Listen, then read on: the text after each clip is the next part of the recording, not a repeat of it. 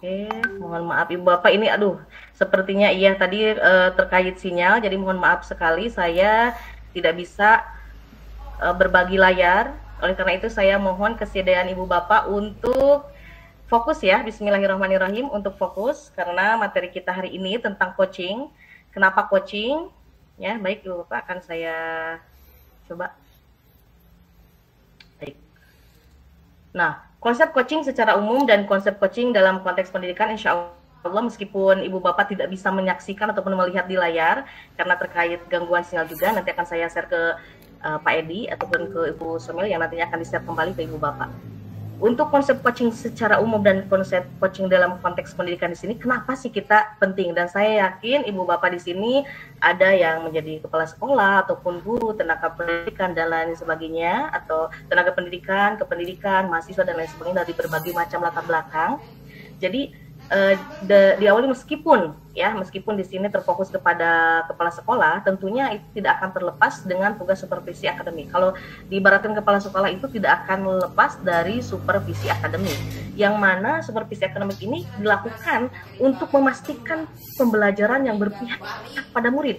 Ya, sebagaimana tertuang dalam standar proses dan standar nasional pendidikan pasal 12, seperti yang kita ketahui bersama, yaitu pelaksanaan pembelajaran sebagaimana dimaksud dalam pasal 10 ayat 2 huruf B diselenggarakan dalam suasana belajar yang interaktif, inspiratif, menyenangkan, menantang, memotivasi peserta didik untuk berpartisipasi aktif dan memberikan ruang yang cukup bagi prakarsa ataupun kreativitas, kemandirian sesuai dengan bakat, minat dan perkembangan fisik serta psikologis peserta didik. Nah, meskipun demikian, kita dari latar belakang yang berbeda ataupun siswa ataupun guru atau mungkin dari tenaga kependidikan yang lain, ini sangat penting sekali untuk coaching ini. Nah, lalu coaching sendiri dalam konteks pendidikan seperti apa? Menurut Ki Hajar Dewantara menekankan bahwa tujuan pendidikan itu adalah tanda kutip menuntun. Nah, tumbuhnya atau hidupnya kekuatan kodrat anak sehingga dapat memperbaiki lakunya. Oleh sebab itu, keterampilan coaching perlu dimiliki para pendidik untuk menuntun segala kekuatan, ya, ataupun potensi, atau bisa kita sebutnya dengan kodrat. Kodrat itu adalah potensi, agar mencapai keselamatan dan kebahagiaan sebagai manusia maupun anggota masyarakat.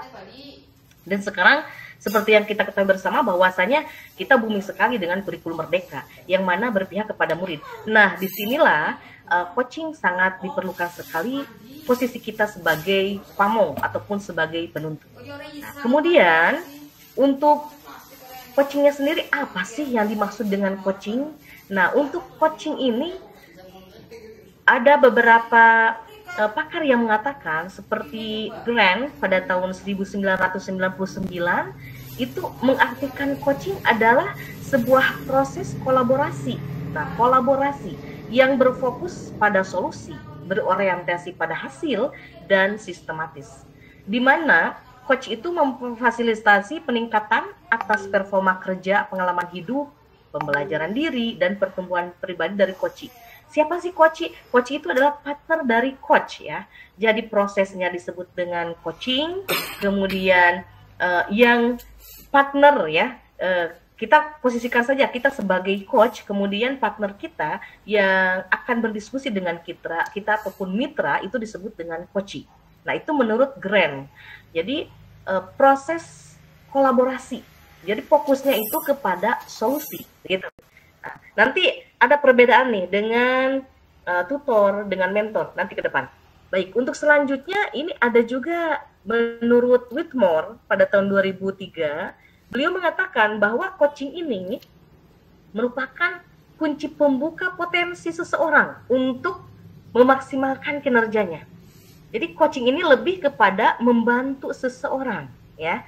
Jadi Ibu Bapak mohon maaf kita fokus konsentrasi karena maraton sekali saya itu kalau sudah diingatkan waktu sepertinya saya ingin berlari. Jadi saya berharap Ibu Bapak bisa fokus dan konsentrasi ya. Nanti kalau misalkan ada yang ingin ditanyakan atau kita berdiskusi lebih lanjut nanti di akhir. Oke, jadi sekali lagi saya sampaikan untuk Whitmore itu mengartikan coaching adalah kunci pembuka potensi seseorang untuk memaksimalkan kinerjanya. Jadi coaching itu membantu seseorang untuk belajar daripada mengajarinya, gitu ya. Jadi membantu seorang coach untuk belajar daripada mengajarinya, bukan mengajari, tetapi membantu untuk si coach mampu belajar. Nah, lalu untuk metode pengembangan diri ini, karena ini masuk kepada metode pengembangan diri ya Ibu Bapak, coaching ini. Jadi pengembangan diri ini ada beberapa. Di antara adalah coaching yang tadi sudah disampaikan, kemudian ada mentoring, ada juga counseling, ada juga fasilitasi, begitu. Dan ada juga training. Lalu apa sih yang membedakan coaching dengan metode pengembangan diri yang lain ini?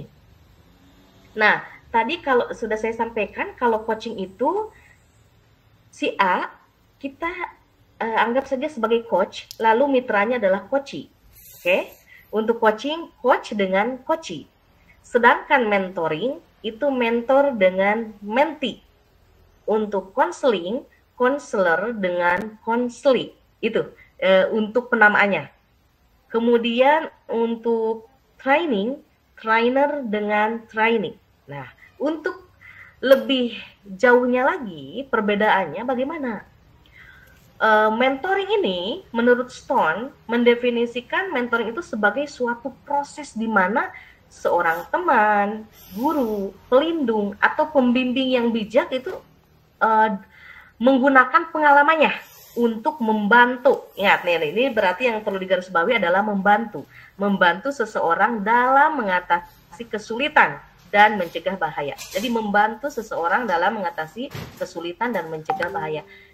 Kita kaitkan lagi dengan coaching. Kalau coaching tidak membantu mengatasi masalah, tetapi memberikan jalan agar si coach mampu menemukan jalannya sendiri untuk mengatasi kesulitan.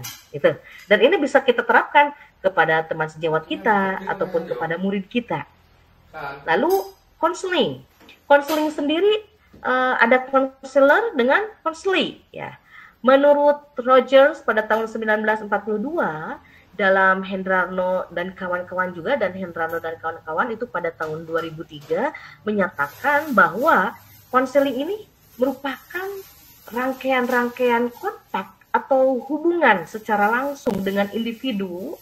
Nah, ini dengan individu langsung yang tujuannya memberikan bantuan. Ini juga sama Ibu Bapak, memberikan bantuan dalam merubah sikap dan tingkah lakunya. Jadi secara langsung memberikan bantuannya. Itu yang disebut dengan konseling. Dan ada juga yang disebut dengan fasilitasi, ya. Orangnya yang menyampaikan adalah fasilitator.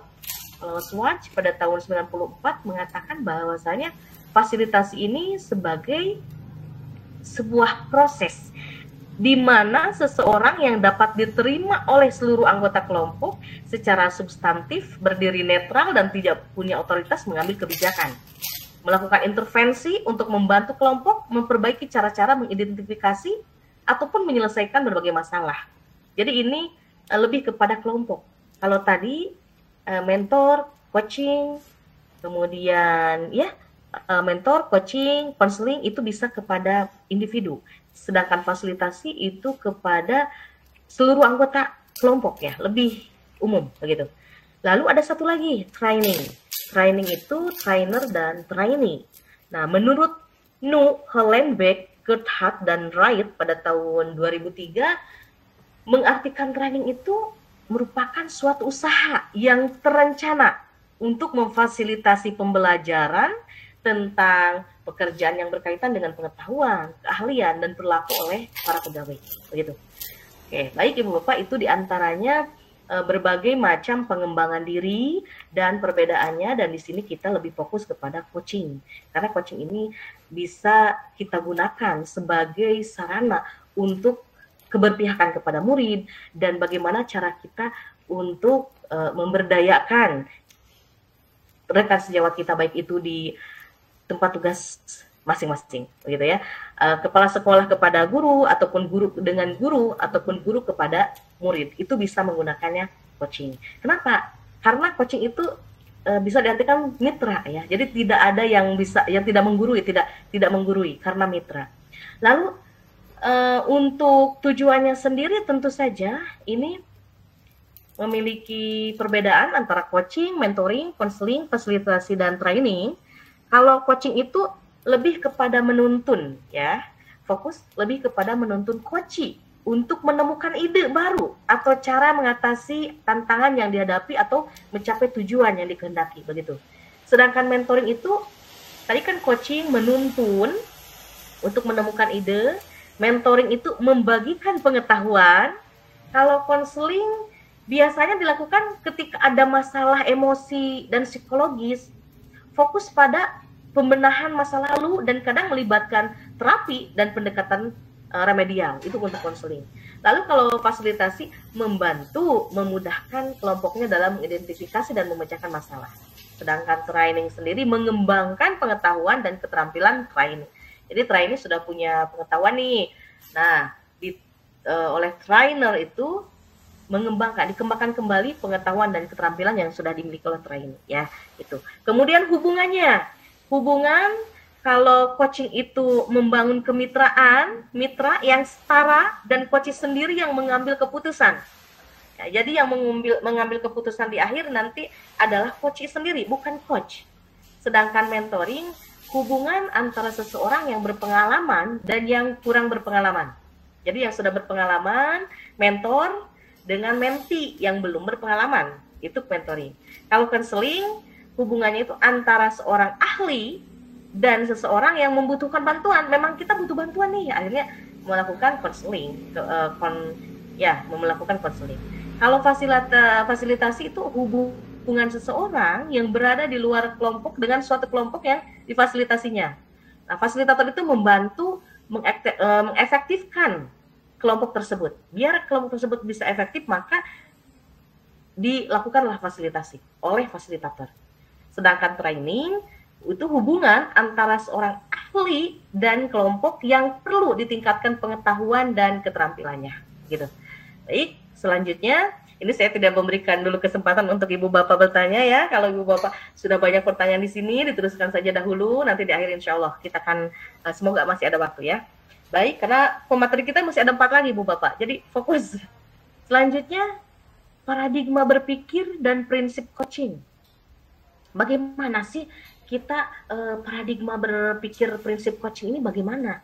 Nah, Ibu Bapak bisa dicatat juga, bisa diingat bahwasannya untuk paradigma berpikir dan prinsip coaching itu ada 4. Yang pertama, si coach itu fokus pada coachee, ya, fokus pada coachee.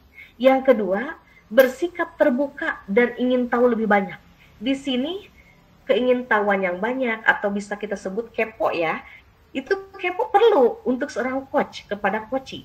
Dan tentu saja bersikap terbuka. Jangan menjudge, jangan menghukumi, jangan langsung menjustifikasi, begitu, ya. Jadi seorang coach itu harus bersikap terbuka. Yang ketiga, memiliki kesadaran diri yang kuat. Nah, untuk seorang coach itu. Kemudian yang keempat, saya membantu coachee melihat peluang-peluang. Jadi lihatlah peluang-peluang yang dimiliki oleh coachee agar mampu mengembangkan peluang ataupun membantu melihat potensi yang dimiliki oleh coachee, gitu. Nah, untuk selanjutnya tadi sudah saya sampaikan, yang pertama kita bahas satu persatu, fokus pada coachee, ya. Fokus pada coachee itu, jadi coach itu memusatkan perhatian pada coachee, bukan pada topik yang dibawanya dalam percakapan. Ya, misalkan seorang coachee memiliki permasalahan dengan murid, atau seorang coachee memiliki permasalahan dengan sekolah, dengan pekerjaannya. Nah, seorang coach itu fokusnya kepada coachee, bukan kepada topik yang dibawanya dalam percakapan, ya. Oke, fokus kepada coachee. Bagaimana agar coachee ini mampu menyelesaikan masalahnya sendiri, mampu mengeluarkan solusi ataupun memberikan solusi dari dirinya sendiri. Seorang coach itu seperti itu. Kemudian yang kedua, fokus diletakkan pada bagaimana topik apapun yang dibawa coachee mampu membawa kemajuan dan sesuai keinginan coachee. Nah, kita nanti bisa lebih fokus, coachee ini maunya seperti apa sih? Jika coachee memiliki masalah, kan tentunya agar masalahnya itu selesai. Nah, kita fokus kepada tujuan ataupun kemajuan keinginan coachee. Selanjutnya, mohon maaf Ibu Bapak ya. Di sini sudah mulai musim hujan, jadi ini cuaca baik. Kemudian bersikap terbuka, ya. Coach itu memiliki pikiran terbuka terhadap pemikiran coach. Terbuka. Lalu ditandai dengan minimnya penilaian atau pelabelan atau analisa tentang baik atau buruk atau benar salahnya pemikiran tersebut. Misalkan ketika coach sedang mengutarakan permasalahan ataupun menyampaikan solusi yang coach sudah dimiliki, maka kita sebagai coach harus terbuka. Jangan sampai itu salah, solusi tersebut buruk, nah begitu, ataupun coach ini orangnya lemah. Tidak. Jadi kita harus berpikir terbuka. Kemudian bersikap terbuka juga ditandai dengan kemampuan menerima pemikiran dengan tenang dan tidak menjadi emosional. Itu ya. Jadi bisa diibaratkan coach itu keren ya, hebat. Jadi ketika ada sesuatu hal yang menjadi pemantik emosinya bangkit, atau misalkan seorang coach itu, wah ini salah, wah iya betul sekali. Tetapi seorang coach harus tetap tenang, tidak menjadi emosional, gitu. Lalu untuk bersikap ingin tahu lebih banyak, bagaimana nih? Coach itu harus seperti apa? Seorang coach memelihara rasa ingin tahu atau curiosity yang besar terhadap apa yang membuat coachnya memiliki pemikiran atau pendapat atau perasaan tertentu, begitu. Jadi di sini coach itu harus memiliki keingintahuan yang banyak, ya. Nah, lalu memiliki kesadaran diri yang kuat juga. Kesadaran diri yang kuat ini mampu membantu coach untuk bisa menangkap adanya perubahan yang terjadi selama pembicaraan. Jadi harus fokus orang coach itu. Jangan sambil main HP atau mungkin sambil ngobrol dengan yang lain. Jadi fokus untuk bisa menangkap adanya perubahan yang terjadi selama pembicaraan dengan coach. Juga mampu menangkap adanya emosi ataupun energi yang timbul dan mempengaruhi percakapan, baik dari dalam diri maupun dari coachnya sendiri. Gitu. Lalu mampu melihat peluang baru dan masa depan, ya. Jadi seorang coach itu harus mampu melihat bahwasanya nih seorang coach ini melihat peluang perkembangan yang ada dan juga bisa membawa coach melihat masa depannya, memotivasi atau akhirnya mengingatkan kembali kepada coach masa depan yang diinginkan, harapan yang diinginkan oleh coach itu seperti apa, gitu, agar ia mampu menjadi manusia yang kembali bersemangat menemukan solusi dari setiap permasalahan yang ia hadapi, gitu ya.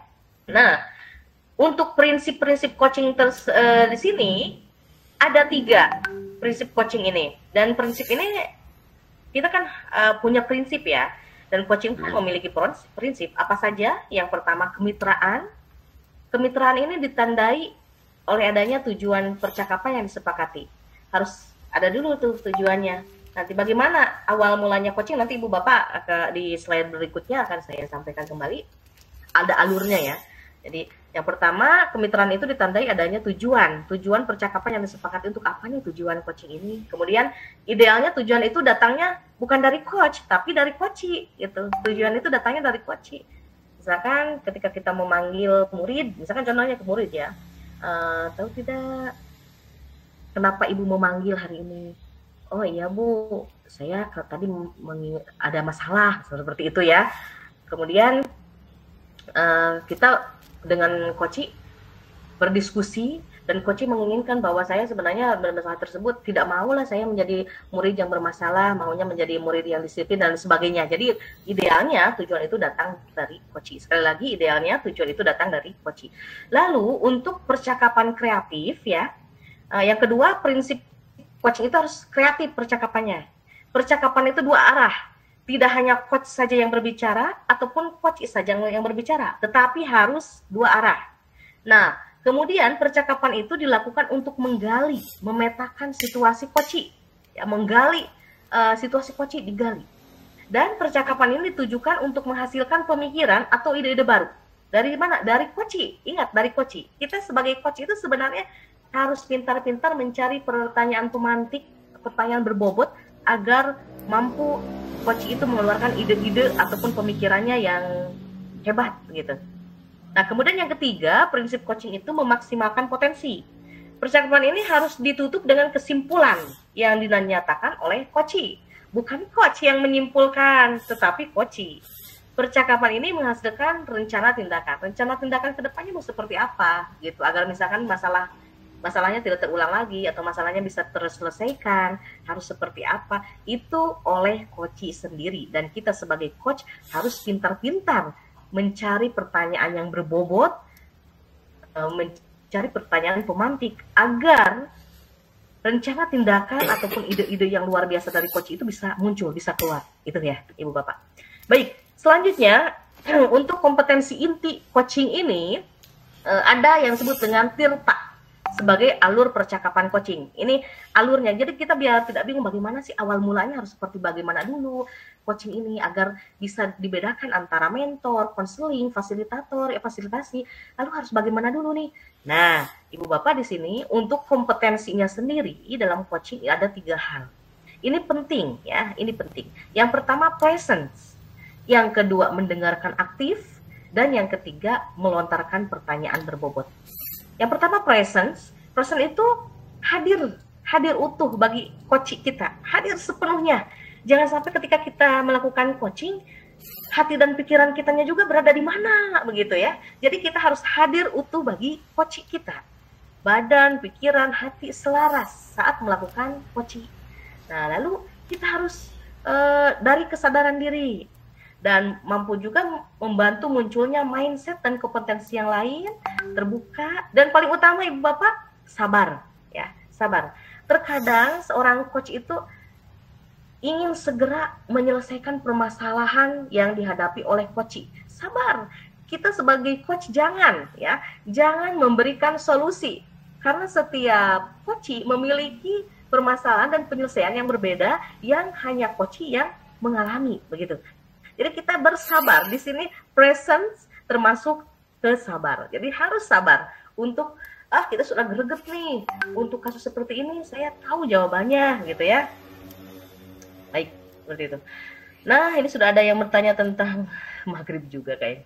Baik, selanjutnya mendengarkan aktif. Nah, kemampuan untuk fokus pada apa yang dikatakan oleh lawan bicara dan memahami keseluruhan makna yang tidak terucapkan. Intinya seorang coach itu jangan terlalu banyak bicara, dan ketika menyampaikan pertanyaan kepada coach, berilah jeda.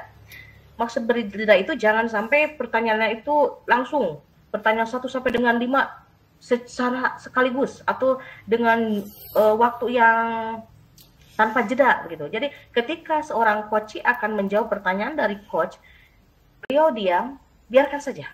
Biarkan. Kita berikan kesempatan seorang coach untuk berdiam, mempersiapkan jawaban, itu ya.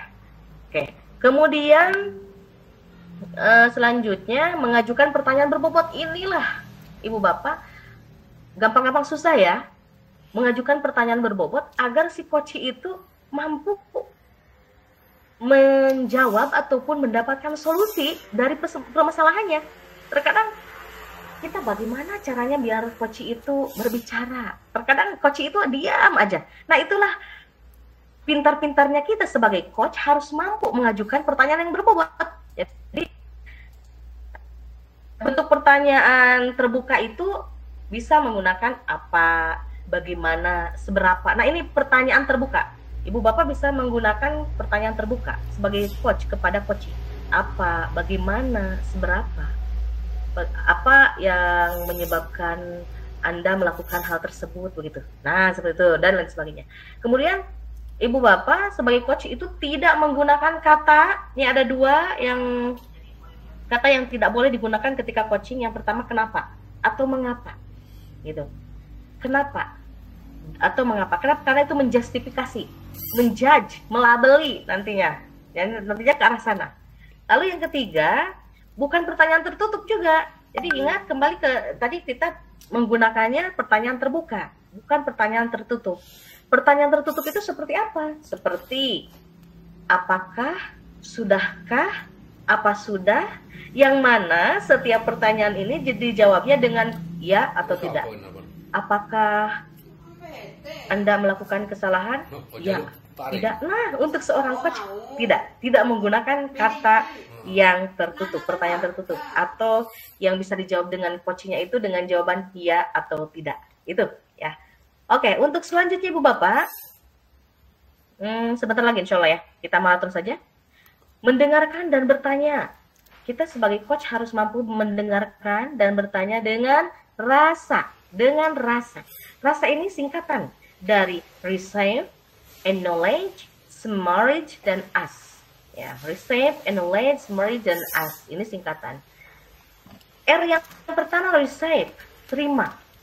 Ciri-ciri kata kuncinya diucapkan berulang-ulang, diucapkan dengan intonasi tertentu, berupa kata yang mengandung analogi atau tertangkap ada emosi saat diucapkan, atau pula menggambarkan kondisi, perasaan, atau pemikiran dia saat itu. Nah, diucapkan setelah tapi atau namun untuk receive ini. Oke. Selanjutnya ada acknowledge, beri tanda. Nah, beri tanda atau sinyal bahwa kita mendengarkan dengan anggukan bisa, dengan kontak mata juga bisa. Jadi kita beri tanda kepada coach bahwasanya kita memang present, kita memang hadir, kita mendengarkan. Ya, bisa ketika coach berkata ataupun berbicara, kita berikan tanda dengan anggukan atau kontak mata gitu ya. Nah, jika percakapan ini dilakukan secara daring juga, secara daring seperti halnya sekarang ya, itu bisa mengatakan dengan oh, ya, intinya Ibu Bapak harus memberi tanda, memberi acknowledge bahwa kita memang present, kita hadir untuk coach. Lalu memberikan perhatian penuh pada coach, tentu saja tidak sibuk mencatat ya. Oke, ketika coach sedang berbicara, menyampaikan masalahnya, sibuk mencatat, no. Kita tidak sibuk mencatat, langsung saja kita hadirkan diri kita sepenuhnya, fahami, hayati. Dan tidak terganggu dengan situasi lain. Misalkan ketika kita sedang melakukan coaching, ada pedagang yang lewat, atau ada yang ngajak ngobrol gitu ya, kita beralih konsentrasi kita kepada yang lain, no, tidak ya. Untuk acknowledge ini, beri tanda kepada coach bahwa kita tidak terganggu dengan situasi yang lain, kita fokus kepada coach, menghadirkan diri sepenuhnya untuk coach, begitu. Nah, Ibu Bapak bisa membayangkan ya. Lalu rasa, S-nya summarize atau merangkum. Nah, saat coach selesai bercerita, rangkum untuk memastikan pemahaman kita sama. Nah, setelah selesai bercerita, kita sampaikan kembali nih yang sudah disampaikan oleh coach. Rangkum saja ya, bahwa untuk memastikan bahwa pemahaman yang kita miliki juga sama dengan coach. Kemudian bisa menggunakan kata kunci juga, atau digunakan juga untuk merangkum potongan-potongan informasi yang telah didapatkan sebelum ini, atau juga memintakan konfirmasi dari coach apakah yang kita sampaikan itu, yang rangkuman yang sudah kita sampaikan itu sudah betul, sudah benar, begitu ya. Nah, itu summarize. Kemudian rasa, S, tanya ya, ask, tanya. Nah, berdasarkan yang kita dengar dari hasil merangkum itu atau summarizing, ajukan pertanyaan yang membuat pemahaman coach itu lebih dalam tentang situasinya. Disinilah kita harus memiliki pertanyaan berbobot. Pintar-pintarnya kita memilih pertanyaan yang berbobot. Nah, pertanyaan harus merupakan hasil mendengarkan, mengandung panggilan atas kata kunci atau emosi yang sudah dikonfirmasi. Lalu format pertanyaan juga terbuka, jangan sampai tertutup ya. Misalkan tadi format pertanyaan terbuka itu menggunakan kata apa, bagaimana, seberapa, kapan, siapa, atau di mana gitu. Jangan menggunakan mengapa, atau apakah, atau sudahkah, yang mana jawaban coach itu nantinya ke ya atau tidak gitu. Oke, lalu ini Bu Bapak, itu ya untuk kita dalam melakukan coaching. Lalu alur percakapan sendiri bagaimana nih? Bisakah di waktu? Bisa. Sesi coaching ini bisa di waktu 30 sampai dengan 90 menit. Atau juga bisa tidak terjawab ya. Atau juga bisa didorong oleh kebutuhan untuk memiliki teman berpikir menghadapi situasi tertentu, atau kebutuhan untuk mengetahui kemajuan. Jadi itu silahkan disampaikan ataupun disesuaikan dengan coach dengan coachingnya sendiri ya, untuk sesi coaching ya, begitu. Jadi untuk sesi coaching sendiri ini tidak harus selesai dalam waktu 5 menit misalkan ya, karena misalkan Ibu Bapak ketika coaching sudah 30 menit nih, tapi coach belum juga menemukan solusi. Nah, sabar, karena sampai 90 menit itu masih normal. Dan di sanalah kita pintar-pintarnya seorang coach, kembali lagi pintar-pintarnya seorang coach membuat ataupun memiliki pertanyaan berbobot. Tuh. Nah, bagaimana nih alurnya untuk coaching sendiri? Kita menggunakan alur yang disebut dengan tirta. Tirta ini singkatan kembali ya, kepanjangan dari T-nya tujuan. Ibu bapak, seorang coach dengan coachee harus menyepakati dulu nih topik pembicaraannya. Dan hasil pembicaraan yang diinginkan harus memenuhi seperti apa. Tujuannya itu harus disampaikan di awal tentunya. Kemudian yang kedua, I-nya identifikasi, menggali dan memetakan situasi saat ini. Lalu hubungkan fakta-fakta yang ada. Ya, mengidentifikasi.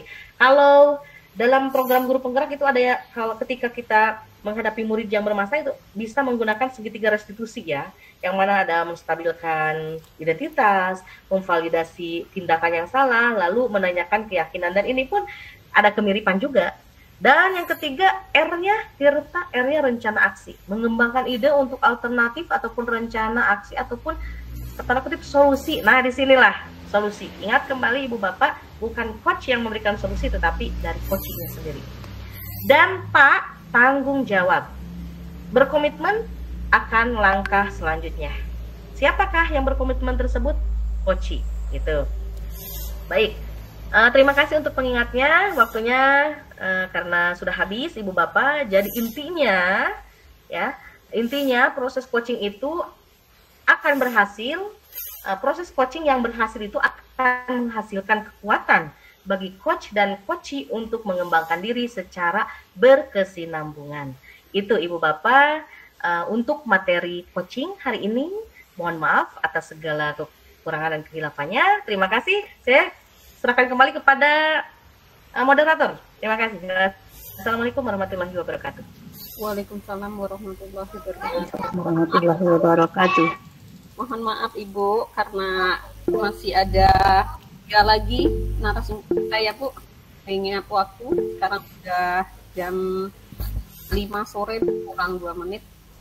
Terima kasih banyak Ibu atas ilmu yang Ibu berikan Bu. Semoga berkah untuk kami dan kami bisa menerapkannya Bu.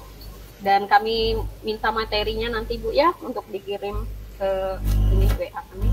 Dan semoga jadi amal jariah untuk Ibu. Selanjutnya, amin ya rabbal alamin. Kita yang ketiga yaitu Ibu Leli